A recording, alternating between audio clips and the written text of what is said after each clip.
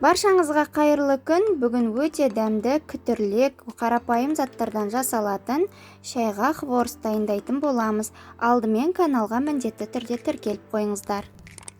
Ол үшін бізге 2 жұмыртқаның сарысы және 2 жұмыртқа қажет болады. Шым-шым тұз қосып, белгіленген мөлшердегі қантты және ұнды қосып араластырып қамыр илейтін боламыз. Қажетті заттардың мөлшерін описанияға жазып қалдырамын.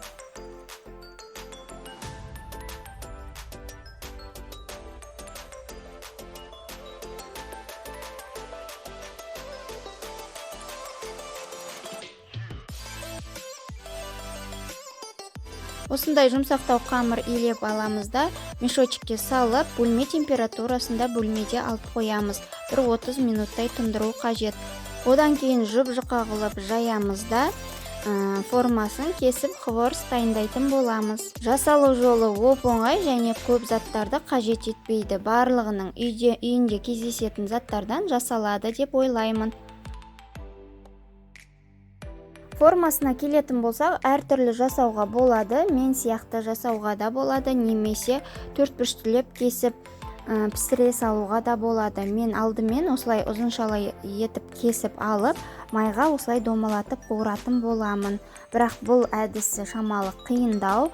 Қолы үйренбеген адамдарға ең бірінші жасап жатқанда қиындау болып тұрады.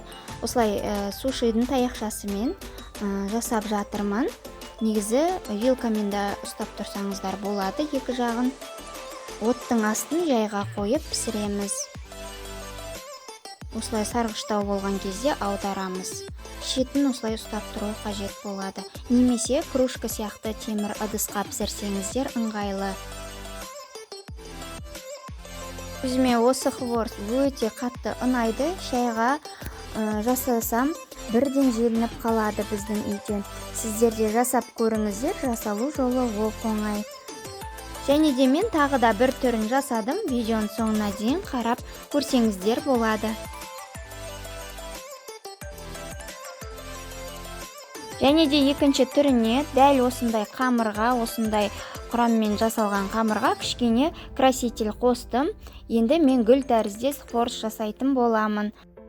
Ал достар, рецепттерім ұнап жатса лайк басып, каналыма міндетті түрде тіркеліп, қоңыраушаны басуды ұмытпаңыздар.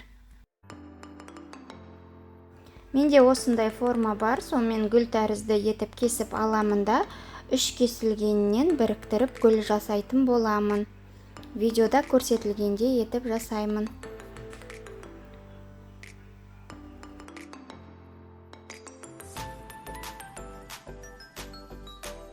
Неге қараңыздар, үшеуінің арасын осылай кішкене сулаймыз, бір-біріне жабыстырамыз.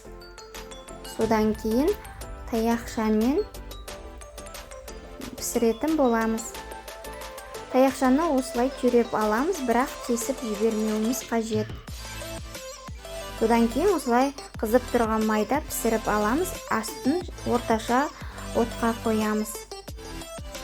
Бұл жерде өте көп пісірудің қажеті жоқ, себебі түсін өзгертіп жіберуі мүмкін. Сол себепті кішкене аударып, екі жағын пісіріп аламыз. Тағы да солай жасайтын боламыз. Ортасын сулаймыз үшеуінің, содан кейін таяқшаға түйреп алып пісіреміз. Осылай сіздер де жасап көріңіздер, өте әдемі болып шығады және дастарханыңызға сән беретін болады. Үстінен сахарный пудраны сепсеңіздер болады. Одан сайын дәмдірек болып шығады.